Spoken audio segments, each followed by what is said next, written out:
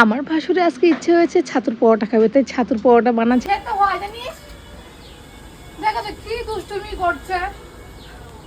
এদিকে আমি রান্না বসিয়েছি, যেটু খাচ্ছে, পাপা খাবার নিয়ে যাবে, একটা কথা শোনে না আমার। দেখো কি করছে দুষ্টুমিটা। গুড মর্নিং এভরিওয়ান, কেমন আছো তোমরা? আশা করি ভীষণ ভীষণ ভালো আছো। নাও একটু খেয়ে নাও, খেয়ে নাও। আমি নাজা হয়ে যাচ্ছি এদেরকে নিয়ে। খেয়ে নাও বাবা, খেয়ে নাও গুড গার্ল, খেয়ে নাও তাড়াতাড়ি তাড়াতাড়ি। তুমি তো ভালো তুমি শোনা, আমার জানো মাহিটা খুব ভালো জানো।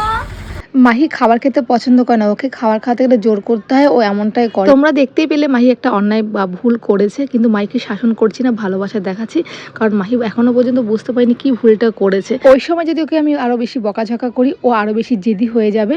তাই কখনো বাচ্চাকে শাসন করে মানুষ করা যায় না, ভালোবেসে মানুষ করতে হয়। রাগ যখন কমে যায় তখন যদি বলা হয় তুমি ভুল করেছো, তখন কিন্তু সরি মাম্মা বলে মাহি। আজকে সকালটা একটু অনেকটাই ব্যস্ততম সকাল হয়ে উঠেছে আমার।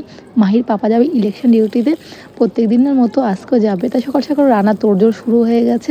আর যা গরম পড়েছে, এই গরমে মাছ মাংস বা প্রোটিন জাতীয় খাবার কথা ভুলে গেছি, নিরামিষ খাবারটাই বেশি প্রেফার করছি। ভালো লাগছে, শরীরটা ঠান্ডা থাকবে তাই।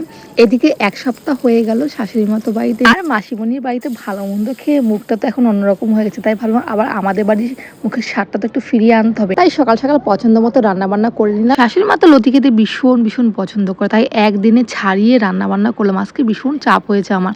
সকাল সকাল দুটো মুড়িও খেয়ে নিলাম ছোলা দিয়ে, আর বরের জন্য করে দিচ্ছি আলুর পরোটা। তো গরমের জন্য এই বুদ্ধিটা করেছি, কি করবো, খাবারও দিয়ে দিলাম।